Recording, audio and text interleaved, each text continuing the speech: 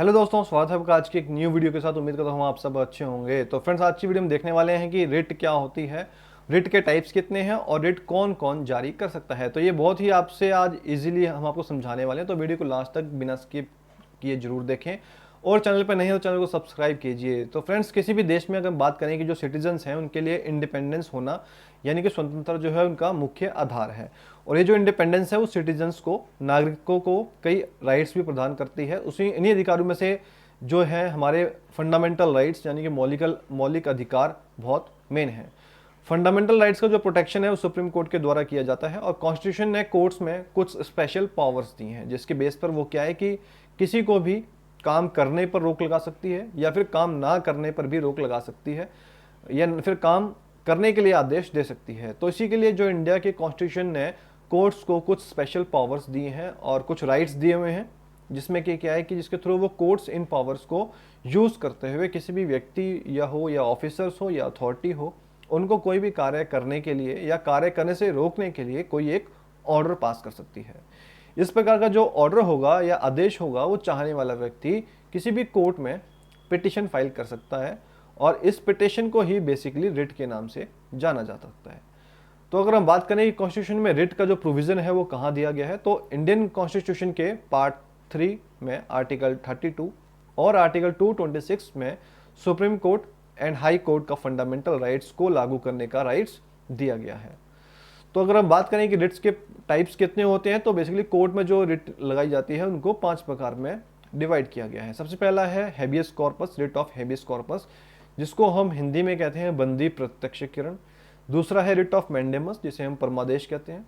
Third is writ of certiorari, जिसे उत्प्रेषण। Fourth is writ of prohibition, निषेधाज्ञा। And the last is writ of quo warranto, जिसे हम अधिकार परीक्षा भी कहते हैं। तो सबसे पहले हम बात करें बंदी प्रत्यक्षीकरण की, रिट ऑफ हेबियस कॉर्पस की, तो उसको बेसिकली मीनिंग है वो होता है कि you may have the body, या शरीर सहित पेश करना। जब भी किसी व्यक्ति को अरेस्ट किया जाता है या गिरफ्तार किया जाता है तो कोर्ट जो है वो रिट ऑफ हेबियस कॉर्पस का ऑर्डर दे सकती है।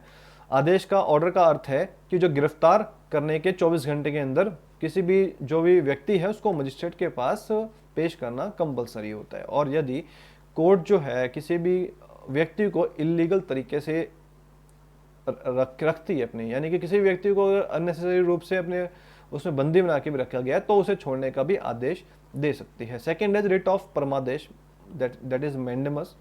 परमादेश का अर्थ होता है कि हमारा आदेश है।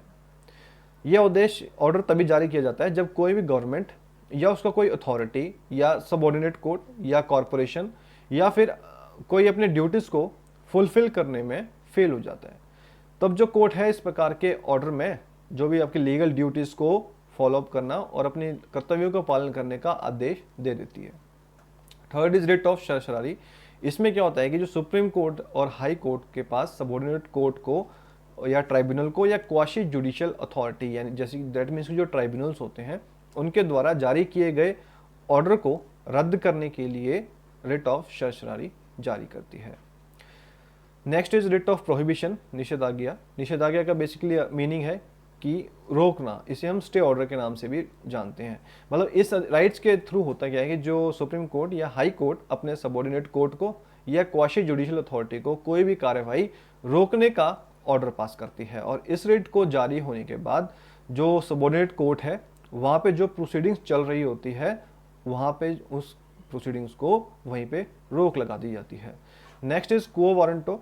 को वारंटो का बेसिकली होता है कि आप किस अधिकार से हैं, और ये रिट तब जारी की जाती है कि जब भी कोई व्यक्ति किसी भी पब्लिक पोस्ट पे यानी कि किसी गवर्नमेंट जॉब पे, सार्वजनिक पद के पर बिना किसी अधिकार के कार्य करता है, तो कोर्ट के द्वारा इस रिट के द्वारा उसके जो राइट्स है वो ये जानकारी प्रदान करना है कि उस व्यक्ति के रिप्लाई में संतुष्ट न होने पर कोर्ट उससे कार्य करने पर रोक लगा सकती है। इसको अगर हम एक एग्जांपल की हेल्प से समझें कि अगर माने कि किसी की भी अगर रिटायरमेंट की एज अगर 62 है और वो 64 तक अगर उसी पोस्ट पे काम कर रहा है, तो आप कोर्ट में उसके against writ of quo warranto डाल सकते हैं कि किसी भी तरह अगर वो 62 रिटायरमेंट एज थी बट 65 तक अगर पोस्ट पे बैठा हुआ है तो उसको रिप्लाई देना होगा कि किस तरीके से वो उस पोस्ट पे है, उसको जवाब देना होगा। और जहां अगर वो अपने रिप्लाई में डिफेंस में सही से नहीं कह पाया तो उसको उस पोस्ट पे हटाने के लिए कह सकता है। अब ये जो रिट है वो कौन जारी करते हैं, तो ये जो रिट जारी करने का जो राइट्स है वो सुप्रीम कोर्ट और हाई कोर्ट के पास है। यानी कि जो भी आप रिट फाइल कर सकते हैं वो सिर्फ हाई कोर्ट और सुप्रीम कोर्ट में फाइल की जा सकती है। और आर्टिकल 32 और 226 के तहत इन्हें रिट जारी करने का राइट जो है वो प्रदान किया गया है। यानी कि इन्हीं दो आर्टिकल्स के अंदर रिस्पेक्टिवली आप हाई कोर्ट या सुप्रीम कोर्ट को भी अप्रोच कर सकते हो। तो ये तो बेसिकली मीनिंग था रिट का, जो कि एक आम जनता या नागरिक को पता होना चाहिए कि रिट क्या होती है और रिट किन केसेस में जारी किया जाता है, उसका कौन सा प्रोविजन संविधान में दिया गया है और कहाँ कहाँ रिट को लगाया जा सकता है। दोस्तों उम्मीद करता हूँ आपको वीडियो अच्छी इन्फॉर्मेटिव लगी तो प्लीज़ चैनल को सब्सक्राइब कीजिए, वीडियो को लाइक और शेयर कीजिए। जल्दी मिलते हैं आपको इसी इंटरेस्टिंग टॉपिक के साथ एक नई वीडियो के साथ। Thanks for watching this vlog.